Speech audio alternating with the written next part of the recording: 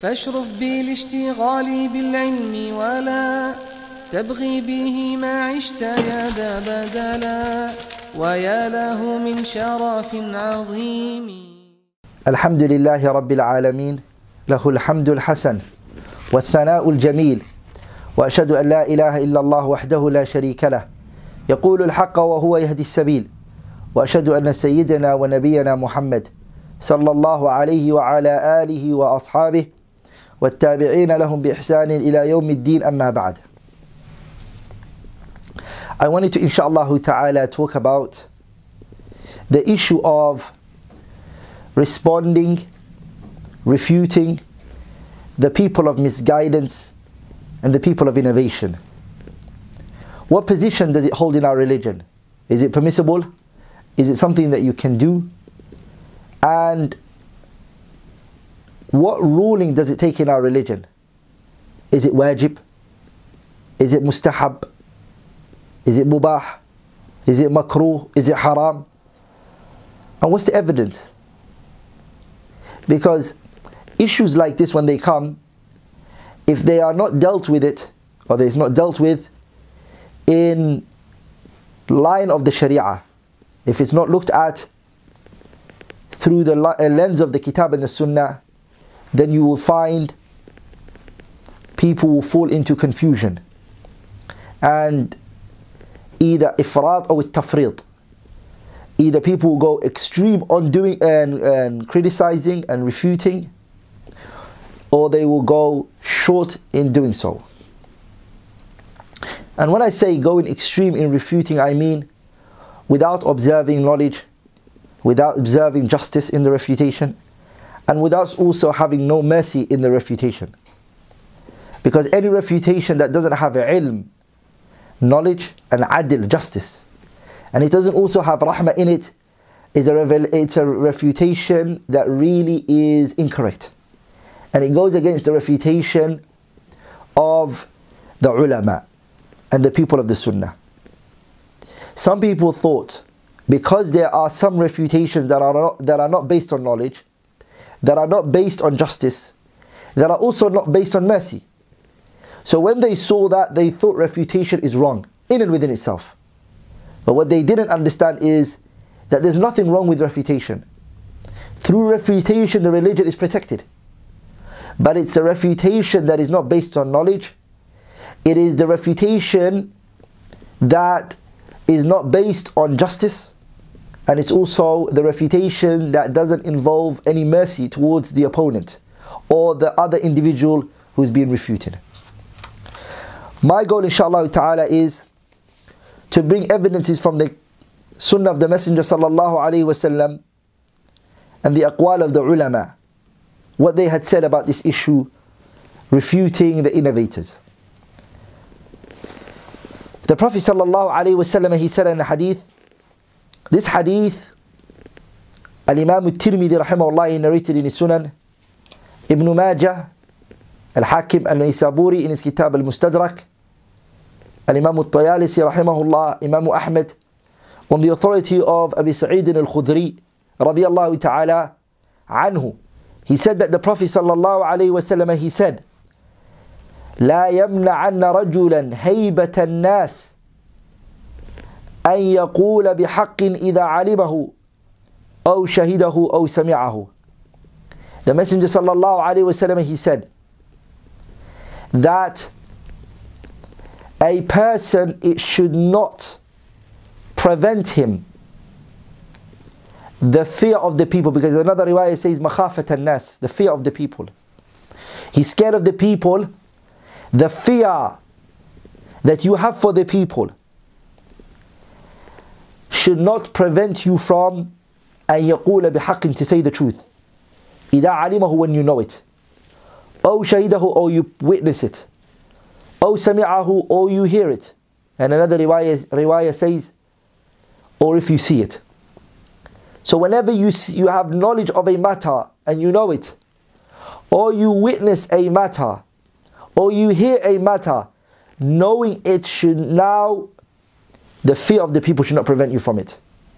The fear of the people should not prevent you from saying it. Don't be one who's scared. Because Allah subhanahu wa ta'ala, He took a covenant with those who know. لَتُبَيِّنُنَّهُ لِلنَّاسِ وَلَا تَكْتُمُونَهُ. You will convey it to the people and that you will not conceal it. So if you know a matter, don't withhold it because you're scared that the people are going to run away from you, or that the people are not going to be pleased with you. And a lot of the times you find a group of people know there is an innovation in a person, or they know that the so-and-so is misguided. Instead of telling the general mass of this individual and warning the general mass of this individual, they don't do that. Why don't they do that? مَخَافَةَ النَّاسِ, because they're scared of the people. مَهَيْبَةَ النَّاسِ, they are honoring and putting the people high up above the haqq. So he doesn't say it. He becomes quiet and silent about it. Now that is the first hadith I open with. Al-Imam al-Nawawi rahimahullah, Al-Imam Abu Zakaria al-Nawawi, who many of us know how noble and how high he is as a great noble Imam. Imam al-Nawawi has a book called Riyadh al-Salihin. Many of us know it. We know this book. This kitab Riyadh al-Salihin, Imam al-Nawawi chapters a chapter in his Riyadh al-Salihin. And he chaptered it by calling it Babu ma yubahu min al-ghibah. The chapter of that which is permissible from backbiting.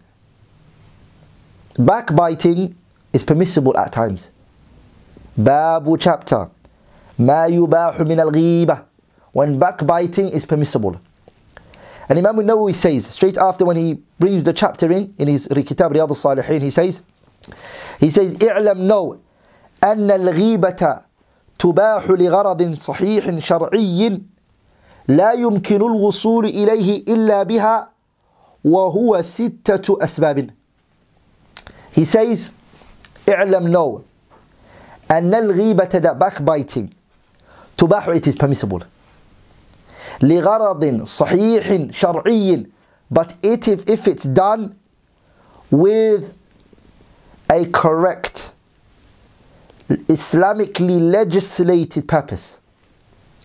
لا يمكن الوصول إليه, and that objective cannot be met except by doing this ghiba, this backbiting. إلا بها. So a person, he has to backbite a person, and the reason why is because لغرض صحيح شرعي, it is for the Sharia. It is for a correct Islamic cause. There's no other way I can fulfill this purpose unless I backbite this person. The Shaykh rahimahullah said it's permissible at this time. وَهُوَ سِتَّةُ أَسْبَابٍ, and it is 6 times when it is غرض صحيح شرعي. It is 6 times when it is Islamically legislated to backbite. So he mentions them all, but the one that concerns us is this one, which is the 4th one he mentions. It's the 4th one he mentions. He says, تحذير المسلمين من الشر ونصيحتهم, to warn the Muslims from an evil. You warn the Muslims from an evil. وَنَصِيحَتُهُمْ, and you advise the Muslims regarding an evil. So what you're doing is, you are warning the Muslims from an evil by advising them. وَذَلِكَ مِنْ وُجُوهٍ, and this, the 4th one, it occurs in many different forms. It comes in different forms of how a person can advise the Muslims from an evil that's going to occur to them. He mentions some. From those he mentions is جَرْحُ الْمَجْرُوحِينَ مِنَ الرُّوَاتِ, the criticism that are placed on the narrators. وَالشُّهُودِ, and also the witnesses. وَذَلِكَ جَائِزٌ, and that is permissible. بِإِجْمَاعِ الْمُسْلِمِينَ, by the consensus of the Muslims. بَلْ وَاجِبٌ لِلْحَاجَةِ, rather it is obligatory when there is a need for it. A narrator in a hadith, it's allowed to be said about him is a liar if he is a liar. If he is a person who commits sins openly, he can be called a fasiq. These terms that are being used against him are harsh terms. Lying is backbiting. But it's permissible, because it is to protect the Prophet ﷺ's narrations. وَالشُّهُودِ, and also a person, if he can be a witness, we can say Fulan can't be a witness. Or why can't he be a witness? He's a liar. Don't take him as a witness. So criticizing him and critique him is protecting the religion. Because the religion commands us to take two reliable individuals as a witness.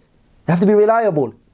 So if a person criticizes his integrity, it's permissible, because the religion is going to be protected. You see? And he says, وَذَلِكَ جَائِزٌ, this is permissible. بِإِجْمَاعِ الْمُسْلِمِينَ, by consensus of the Muslims. There's no khilaf. Two individuals did not dispute this. بَلْ rather وَاجِمٌ لِلْحَاجَةِ, if there is a need for it, it's obligatory. وَمِنْهَا, and from them is, وَمِنْهَا, the dhamir goes back to أي تحذير المسلمين من الشر ونصيحتهم, warning the Muslims from the evil and advising him. From them is إذا رأى متفقها يتردد إلى مبتدع. Pay attention to this one. If you see a person who is studying fiqh, a student of fiqh, I mean a person who's trying to understand the religion here, a person who wants to learn the deen, a student of knowledge, you see a student of knowledge, يتردد إلى مبتدع, he's going back and forth to an innovator, back and forth, he's going to an innovator. أو فاسق, or he's going back and forth to a fasiq. A fasiq is an individual who does sins openly. He does sins openly. So you see a student of knowledge just going back and front to this person. يأخذ عنه العلم, and he's going to him to take knowledge from him. وخاف, and you fear أن يتضرر المتفقه بذلك. You fear, you're scared, you're concerned that this student of knowledge is going to be harmed by going to this individual. فَعَلَيْهِ نَصِيحَتُهُ, it is obligatory on you to advise him. By doing what? بِبَيَانِ حَالِهِ, to clarify the situation of this person who he goes to. By telling him, this individual that you keep going to, this individual is a mubtadi', or he's a fasiq. You have to clarify it to him. It's wajib. Then Imam al-Nawawi goes on to saying, بِشَرْطِ أَن يَقْصِدَ النَّصِيحَةِ, but with the condition that the person intends that this is an advice. وَهَذَا مِمَّا يُغْلَطُ فِيهِ, and this is something that shaitan may come to your intention sometimes. You need to be very concerned of your heart as well. Even that though you're warning this person from that person, you should also remember that this is lillah, for the sake of Allah, intentions and sincerity. Naam. And then Imam al-Nawawi rahimahullah, he brings narrations in his kitab Riyadh al-Salihin. He brings a hadith to prove this argument of his. And that his points that he brought, he brings evidences for it. One of the evidences he brings is the hadith of Aisha radiallahu ta'ala anha. أن رجلا استأذن على النبي صلى الله عليه وسلم فقال. A man came to the Prophet صلى الله عليه وسلم's house and he asked permission if he can enter. And the Messenger sallallahu alayhi wa sallam, he said, إِذَنُوا لَهُ, let him in. He said to Aisha, let him in. بِئْسَ أَخُ الْعَشِيرَةِ, evil is the tribe that this man is from. Muttafaqun alayhi, this hadith is narrated by Bukhari and Muslim. This hadith means these tribe are evil because this person is from them. This tribe is evil because this individual is from them. The Messenger sallallahu alayhi wa sallam, the man who had the greatest noble character, وَإِنَّكَ لَعَلَى خُلُقٍ عَظِيمٍ, you are of high level of morals and conduct and character, is warning and he is critiquing an individual. To his wife Aisha radiallahu ta'ala anha, he is saying, بِئْسَ أَخُ الْعَشِيرَةِ. And Imam al-Nawawi is using this as an evidence that backbiting, when it's permissible, بَابُ مَا يُبَاحُ مِنَ الْغِيبَةِ, that when you want to warn the people from an individual's evil, and you want to advise them from it, تَحْذِيرُ الْمُسْلِمِينَ, you're warning the Muslims, مِنَ الشَّرِّ, and evil, وَنَصِيحَتُهُمْ, and you're advising them from this. It's permissible. The hadith of the Prophet ﷺ here is a clear evidence that the Prophet ﷺ criticized this man and critiqued him. His tribe is evil because of him being amongst them. And then Imam al-Nawawi, straight after that in his Kitab Riyadh al-Salihin, he mentions that the following. He says, احتج به البخاري في جواز غيبة أهل الفساد وأهل الريب. He says that this hadith of Aisha in Bukhari and Muslim, which the Prophet ﷺ said, بئس أخو العشيرة, Imam al-Bukhari used this and made it a proof, an argument for himself, في جواز غيبة أهل الفساد, the permissibility of backbiting the people of corruption, وأهل الريب, and the people of whims and desires, the innovators. So Imam al-Bukhari rahimahullah also used the hadith of Aisha in the permissibility of doing this. Another hadith Imam al-Nawawi brings, the hadith that the Prophet ﷺ, the hadith Sahih al-Bukhari, min hadith Aisha radiallahu ta'ala anha, قالت, she said, قال رسول الله صلى الله عليه وسلم, the Messenger sallallahu alayhi wasallam said, ما أظن فلانا وفلانا يعرفان من ديننا شيئا. Aisha said that the Prophet sallallahu alayhi wasallam said, I do not think so, that so and so and so and so, both of them know anything from this religion of Islam. ما أظن, I don't think, فلانا, so and so, وفلانا, and also so and so, يعرفاني, that they both know من ديننا شيئا, anything from our religion, meaning they're ignorant of this deen.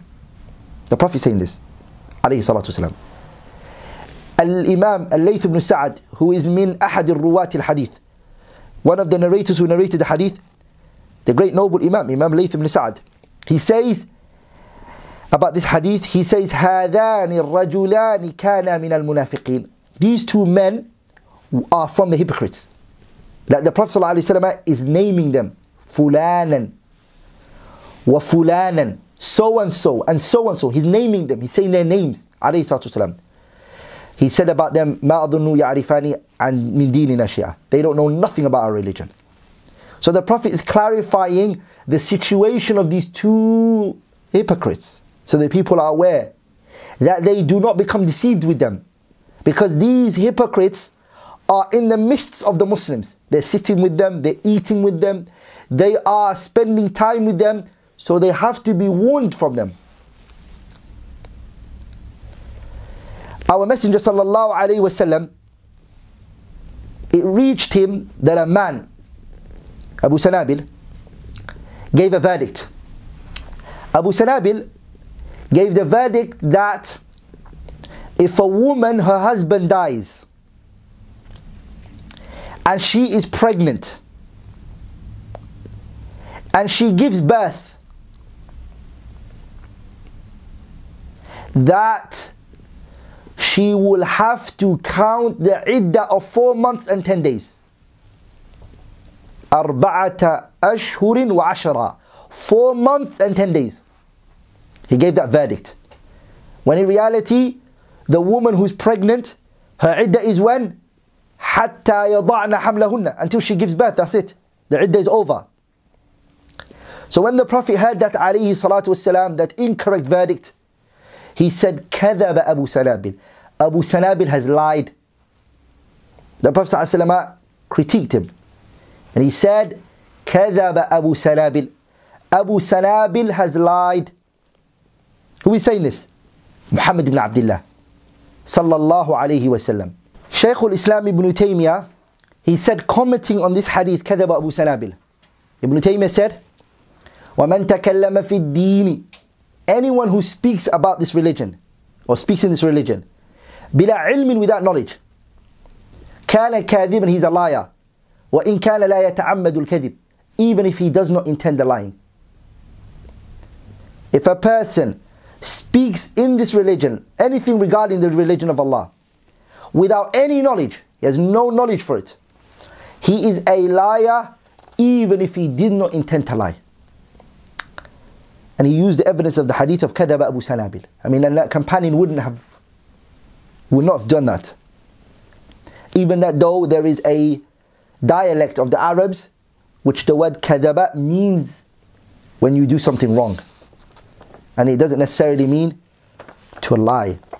Ala kulli hal, all of these evidences Nawawi brought as an argument for himself and a proof to use that it is permissible to backbite when you are warning the Muslims from an evil thing out there or an innovator. It is permissible. My beloved brothers and sisters, Imam Ibn al-Qayyim rahimahullah in his kitab Ar-Ruh, the last pages, and Ibn Abdul Barr in his kitab Jami' Bayan al-Ilmi wa Fadli, they brought the hadith of Fatima bint Qais, both of them. And when they both brought it, they both mentioned, for hadith of Fatima bint Qais, which is Sahih Muslim, that Fatima bint Qais came to the messenger and she said, Ya Rasulullah, 2 men have asked for my hand in marriage. One is Abu Jahm. The second one is Muawiyah ibn Abi Sufyan. Muawiyah who wants to marry me. And Abu Jahm who wants to marry me.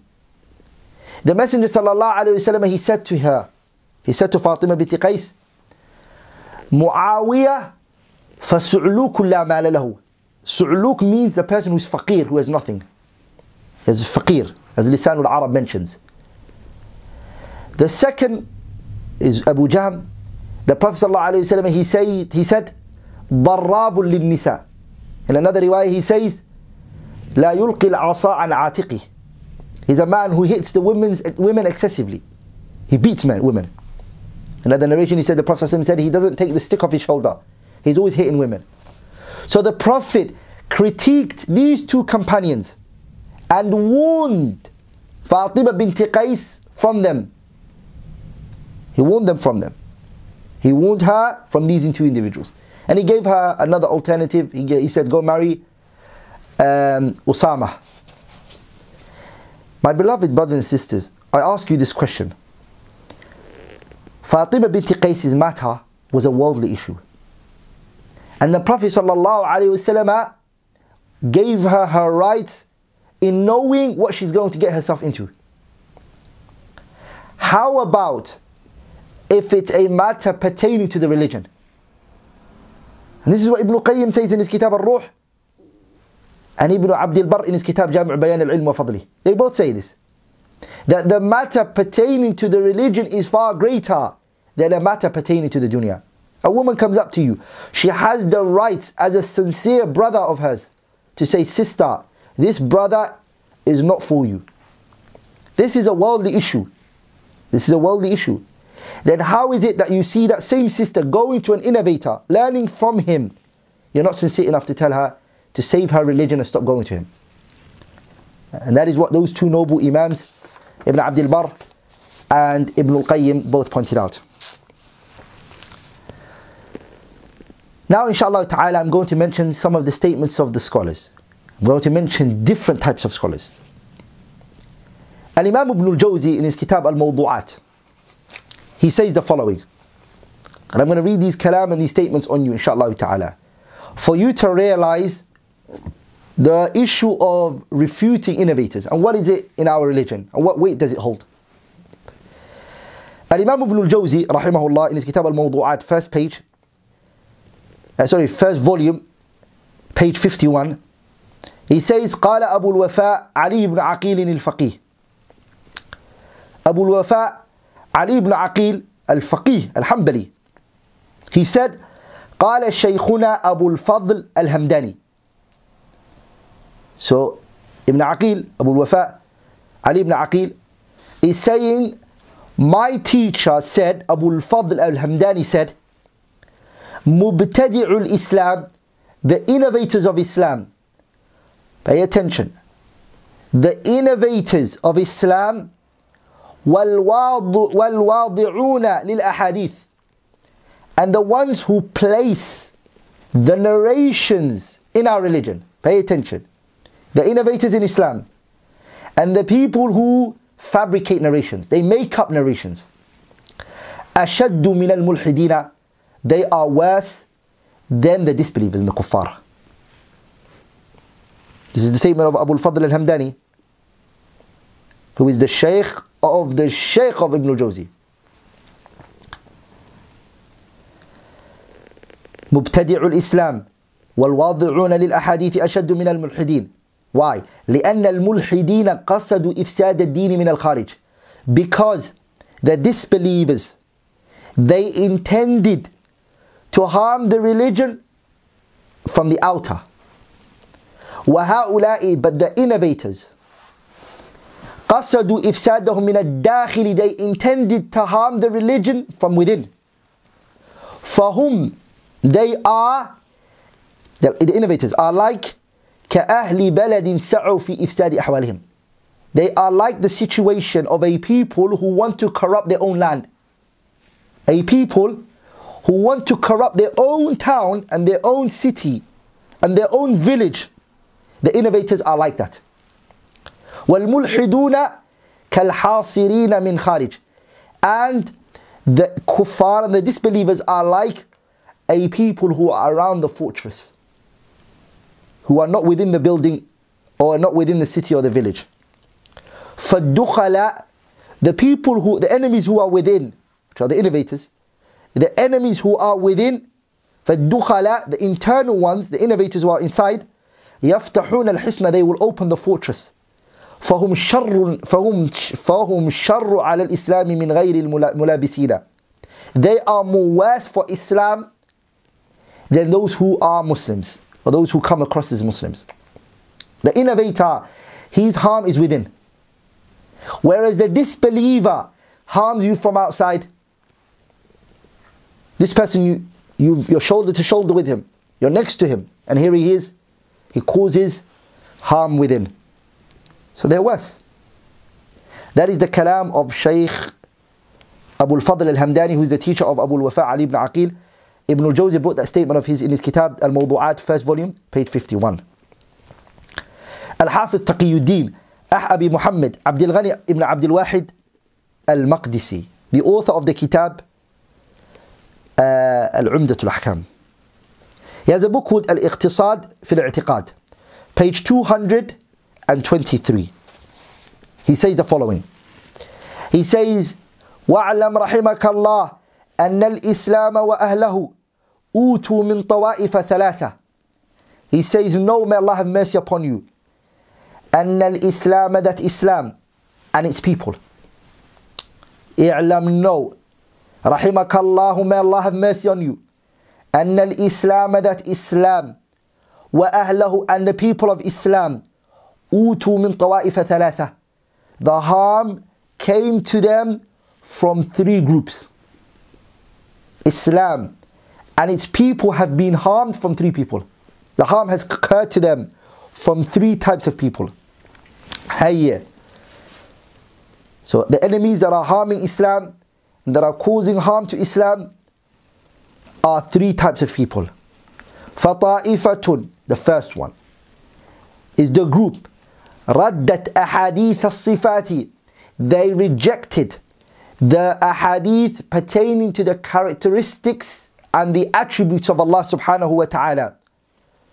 وَكَذَبُوا رُوَاتَهَا, and they disbelieved in the narrators who have transmitted in it. They said they're liars. They're liars, the narrators who've transmitted these hadiths. فَهَؤُلَاءِ, the first type of people, أَشَدُّ ضَرَرًا عَلَى الْإِسْلَامِ وَأَهْلُهُ مِنَ الْكُفَّارِ. They are more harm to Islam and its people than the disbelievers. These people who've rejected the hadiths pertaining to the characteristics of Allah, who have classified the narrators who've transmitted these narration to us as liars, they are more of a harm to us than the mulhideen and the kuffar. This is the kalam of Shaykh Taqiyuddin Abi Muhammad Abdul Ghani ibn Abdul Wahid al-Maqdisi rahimahullah. وَطَائِفَةٌ, the second group. The second group. قَالُوا بِصِحَّتِهَا, they accepted these narrations. Ahadith al-Sifat, they said, yeah, it's authentic. It's authentic. They didn't reject it like the first group. They said, yes, it's authentic. وَقَبُولِهَا, and they accepted it. ثُمَّ تَأَوَّلُوهَا, but then after, they distorted its meanings. They said it's authentic, but the word Ar-Rahmanu ala al-Arsh istawa means istawla مثلا. Ya Iblisu ma mana'aka an tasjuda lima khalaqtu biyaday. They said yaday means what? It means qudratay, ability, qudra. It means ni'mah. They've done ta'weel, meaning nafyu al-ma'na al-zahir, negating the apparent meaning that is in these characteristics and initiating a new meaning for it. But they've accepted the narration is sahih because it's in Bukhari, because it's in Muslim, because they've accepted it. But they distorted the meaning. فَهَؤُلَاءِ, these ones, أَعْظَمُ ضَرَرًا, they are more of a harm مِنَ الطَّائِفَةِ الْأُولَى than the first group. Which one are the first group? The first group are the group that's worse than the kuffar. These are even worse than the group that are worse than the kuffar. وَالثَّالِثُ, the third group, جَانَبُ الْقَوْلَيْنِ, they went side of the two groups. They took another path of the two groups. وَأَخَذُوا بِزَعْمِهِمْ, and they claimed that they have taken the path of what? يُنَزِّهُونَ وَهُمْ يُكَذِّبُونَ, that they are exalting Allah. But in reality they are disbelieving. So really the third group tried to make a third path, but what they fell into was that which the first group fell into and that which the second group fell into. وَكَانُوا, and because of that they became أَعْظَمَ ضَرَرًا مِنَ الطَّائِفَتَيْنِ الْأَوَّلَيْنِ, and because of that they became worse than the two previous groups. Now my beloved brothers and sisters, here Abdul Ghani Abdul Wahid al-Maqdisi is telling us there are people who've rejected the characteristics and the attributes of Allah subhanahu wa ta'ala, who've classified those narrations to be weak, that they are more worse and that they are more of a harm for Islam and its people than the disbelievers. And then he mentions the second type of group of people. They've actually accepted those narrations and they've classified it to be authentic and graded it to be authentic, but they distorted its meanings. They are even worse than the first group. Now, someone may ask himself and say, how is this possible? The reason is because the person who seems to be closest to you causes you more harm. The one who seems to be accepting things, but his innovation, he's hiding it from you, this person becomes more of a harm for you than anything else.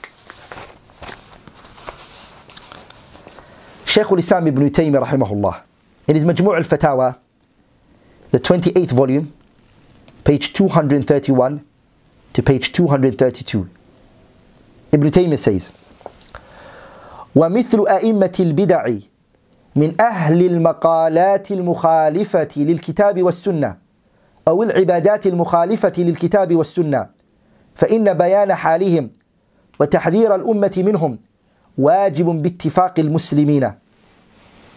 Ibn Taymiyyah says, and the likes of the leaders of innovation, those who have statements that are in opposition to the Kitab and the Sunnah, or they have types of worship that are in opposition to the Kitab and the Sunnah. فَإِنَّ بَيَانَ حَالِهِمْ, clarifying these people's situation, sitting down to expose them and to clarify them, وَتَحْذِيرَ الْأُمَّةِ, and warning the ummah from them, واجب باتفاق المسلمين, it is obligatory by consensus. It's wajib. So the hukum shar'i that it takes بيان حال المبتدعة وتحذير الأمة منهم, clarifying the situation of the innovators and warning the Muslims from them, is that it is wajib, it is obligatory. Leaving it, you're a sinner for leaving it. And this is a consensus by the Muslims. We're going to come to it. Is it fardu ayn or fardu kifai? We're going to come to that inshallah ta'ala. حتى قيل لأحمد بن حنبل until it was said to Imam Ahmad ibn Hanbal. Who is this? Imam Ahl Sunnati wal Jama'ah. This is the Imam of Ahl Sunnati wal Jama'ah. This is Imam al-Mubajjal, Ahmad ibn Hanbal. It was said to him, الرجل يصوم ويصلي ويعتكف أحب إليك. A man, an individual, he fasts, he prays, he does i'tikaf. Pay attention, this person is fasting, this person is praying, voluntary praise, acts of worship he's coming with. وَيَعْتَكِفُ, and he's doing i'tikaf in the masjid. أَحَبُّ إِلَيْكَ, is that person more beloved to you? أو يتكلم في أهل البدع, or he sits down and he refutes, exposes and speaks against the people of innovation. Who is more beloved to you? My beloved brothers and sisters, listen to this. This is a question put to Imam Ahmad, an Imam who has memorized thousands of narrations, that the Ummah, مشارق الأرض ومغاربها, the East, the West, the North, the South, they've unanimously agreed upon on his nobility and his makana. The Muslims, they've unanimously agreed upon it. That he is from the A'immatul Matbu'in, that is from one of the Imams that are followed. Rahimahullah rahmatan wasi'a, may Allah have on him great mercy. He was asked about a man who fasts, he prays, he does i'tikaf in the masjid. Do you love that person? Or an individual who speaks about the innovators, exposes the innovators, critiques the innovators, spends his life doing that? Who's more beloved to you? فقال Ahmad responded by saying, إِذَا قَامَ وَصَلَّى وَاعْتَكَفَ, if he stands up and he prays and he does i'tikaf, فَإِنَّمَا هُوَ لِنَفْسِهِ, he's doing all of that for himself. وَإِذَا تَكَلَّمَ فِي أَهْلِ الْبِدَعِ, but if he speaks about the innovators, فَإِنَّمَا هُوَ لِلْمُسْلِمِينَ, this is an act which he is doing for the Muslims. هَذَا أَفْضَلُ, this is better. لا شك, لا شك, that's better. Because the fi'l which is qasir, the act of obedience which is exclusive to you, is not as good as the fi'l, the ta'a, which is muta'addi, that involves others. The scholars, they say, for you to do an act of good for yourself and for you to involve others in the act of good, it is better that you do the good for others. Because the ta'a, which is muta'addi, the obedience which it transmits and it goes to others, is greater than the act that is specific to you. That's Imam Ahmad. Ibn Taymiyyah is going to benefit from us, from what Imam Ahmad said.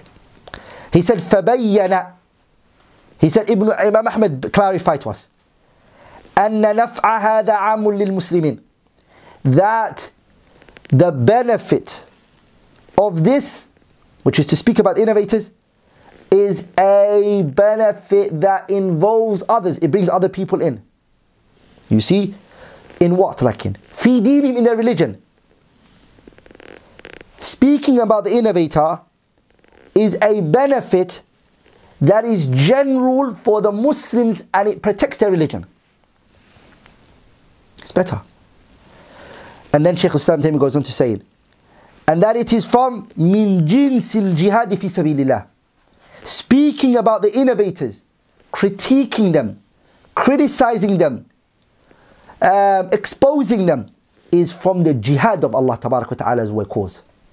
Is his jihad, fighting fi sabilillah, in the cause of Allah.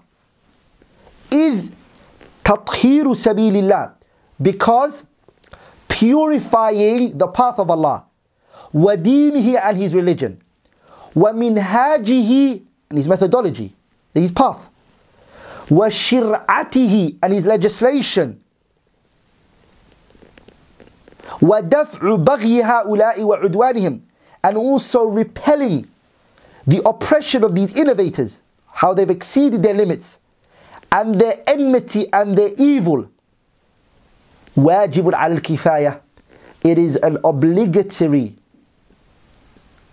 on some of the Muslims who have to stand for it. It's fardu kifai. بِاتِّفَاقِ الْمُسْلِمِينَ, this is a unanimously agreed upon. There's no khilaf. That speaking about these innovators by repelling their evil,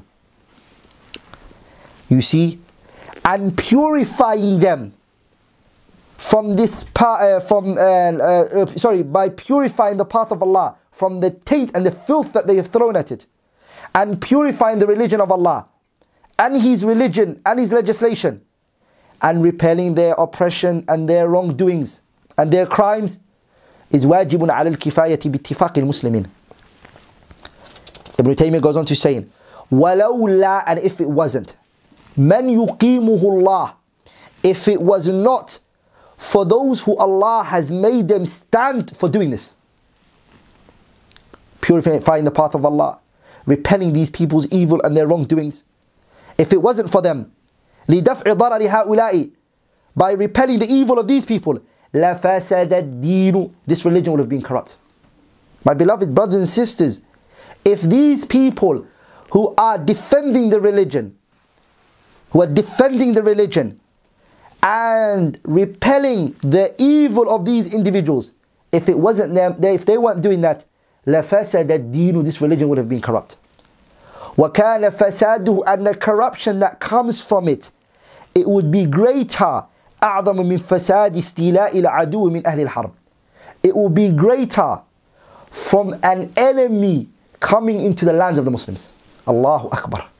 Allahu Akbar. Kalamu Shaykh Hassan Taymiyyah. The corruption that these innovators are going to cause, if there's no one standing up to defend the religion from their filth and their evil, what will happen? The enemies that come into the Muslim lands, the harm that they can cause is nothing in comparison to the harm that these innovators and these corrupted people will cause. فَإِنَّ هَؤُلَاءِ, so Ibn Taymiyyah is now going to give us why. Why is the istila il-adu min ahli al-harb lesser in harm than the fasad that these individuals can cause to our religion? He's going to explain to us. He says, فَإِنَّ هَؤُلَاءِ, because the reason is because فَإِنَّ هَؤُلَاءِ إِذَا اسْتَوْلَوْا, because these people, when the Ahlul Harb, the enemies of Islam, the kuffar, when they come into the lands of the Muslims, you see, لَمْ يُفْسِدُوا الْقُلُوبَ, they are not going to harm the hearts. وَمَا فِيهَا مِنَ الدِّينِ, and the religion that's still in the hearts of the people. The people know that this is a kafir, they'll stay away from him. They know he's an enemy, they will consider him as an enemy. So he won't be able to get to their hearts. But if he does cause harm to their religion, it's going to be إِلَّا تَبَعًا. It's after a period of time. It's not straight away, it's not directly. He's first of all going to take the land over, and then after that he's going to get to it. Whereas the innovators, وَأَمَّا أُولَٰئِكَ, as for the innovators, فَهُمْ يُفْسِدُونَ الْقُلُوبَ ابْتِدَاءً, they're straight away going to go to the hearts of the people. Because the people don't know, they can't tell the difference between them and you. So they're going to come to the masjid, they're going to preach their corruption and their evil. The people are silent about it, so they're going to harm the heart straight away. This is the kalam of Shaykh al-Islam Ibn Taymiyyah. And wallahi, my beloved brothers and sisters, لولا الحفاظ الأكابر, if it was not from the noble scholars of hadith, if it wasn't for them and their defending of this religion, لخطب الزنادقة على المنابر, the disbelievers, the hypocrites will come and they will do khutbah for us on the pulpit. My beloved brothers and sisters, this is the kalam of Imam al-Dhahabi in Sir A'lam al-Nubala, and he also attributed that statement of his to also Imam al-Shafi'i rahimahullah. That being the case, wallahi, my beloved brothers and sisters, look at the Christians and the Jews. Look at the Christians, look at the Gospels. Is it called Gospels? Look how they sing, they chant. Is that their religion? But because their religion got changed, they turned their whole religion into music. Bit by bit they changed their religion. No one was stopping them. It was just going on. And the religion got tainted and it got... So our job, my beloved brothers and sisters, we defend our religion. and we protect its boundaries, and we don't let anybody come into it that is protected. Al-Imam al-Shatibi rahimahullah, he said a statement that's powerful in his kitab Al-I'tisam. He said in the second volume, page 208. These are all the statements of the scholars, and I want you to see, because some may think this is a minority of scholars who've said this. Even though I brought the statement of all these scholars that I brought, Nawawi rahimahullah, Ibn al-Jawzi, who is bringing the kalam of Ibn Aqil's teacher, and also the statement of the Prophet alayhi salatu wasalam, and his doings, and how the Prophet sallallahu alaihi wasallam, and Imam al-Nawawi in his kitab Riyadh al-Salihin, a book that if you go to anyone's house today, majority of the Muslims have it in their households, a book that has been given qabul and acceptance. Many of people don't know. Al-Imam al-Shatibi in his kitab Al-I'tisam, the second volume, page 208, he says, حيث تكون الفرقة تدعو إلى ضلالتها وتزينها في قلوب العوام ومن لا علم عنده. Imam al-Shatibi said, when a group is calling to its misguidance, a group stands up and it calls to misguidance and deviation, and it starts to beautify it, وَتُزَيِّنُهَا فِي قُلُوبِ الْعَوَامِ, it starts to beautify this misguidance to the heart of the general mass. وَمَنْ لَا عِلْمَ عِنْدَهُ, and those who have no knowledge, they start to beautify it to them. فَإِنَّ ضَرَرَ هَؤُلَاءِ عَلَى الْمُسْلِمِينَ كَضَرَرِ إِبْلِيسِ.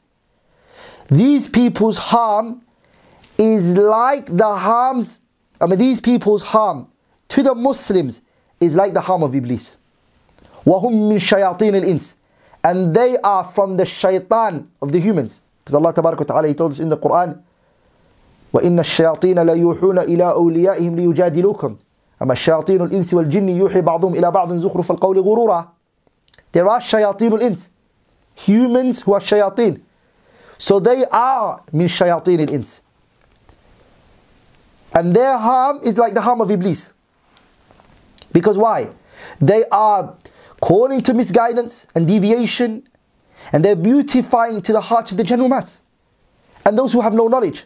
So they are harmful, just like Iblis is harmful, and they are from the shayateen and the armies of Iblis.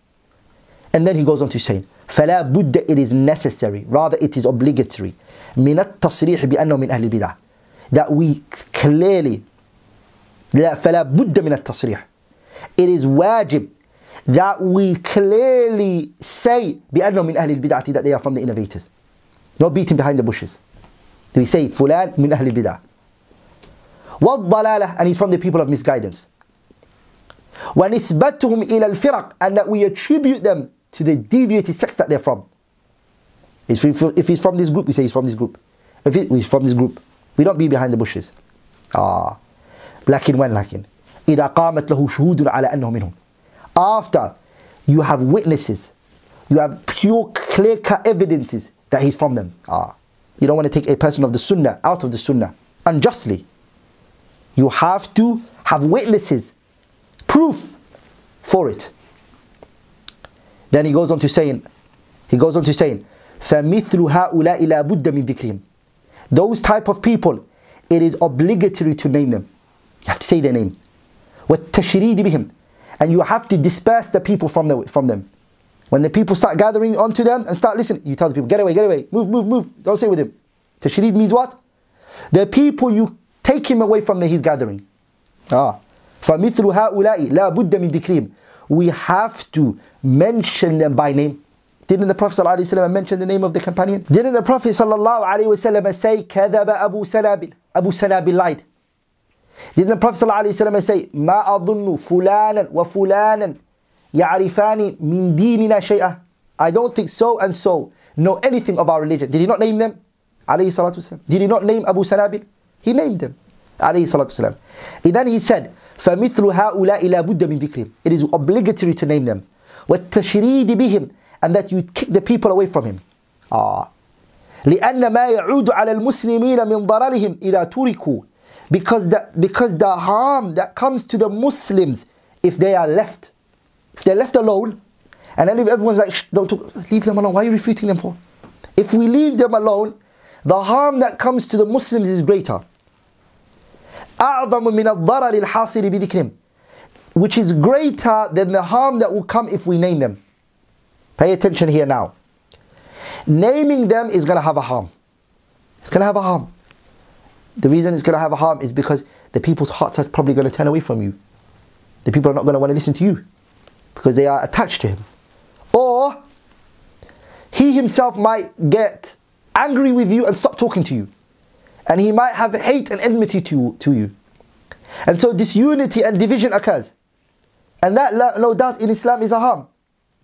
It is a harm in Islam.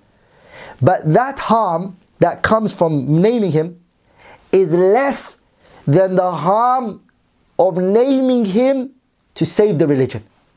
Saving the religion, the harm of us being silent about him and letting him do what he wants is greater than naming him.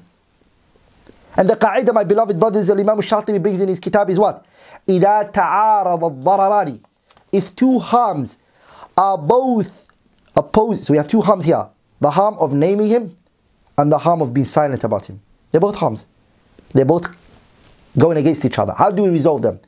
يُرْتَكَبُ أَخَفُّهُمَا وَأَسْهَلُهُمَا. And Imam al-Shatibi says what?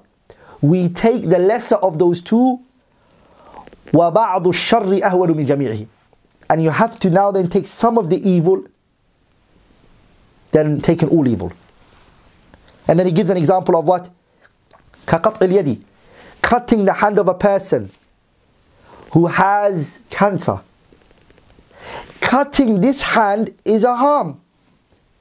But letting the cancer spread to the body is a greater harm because he's going to die. So here we expose him by naming him. By naming him because the maslahah, the benefit that is in it is greater.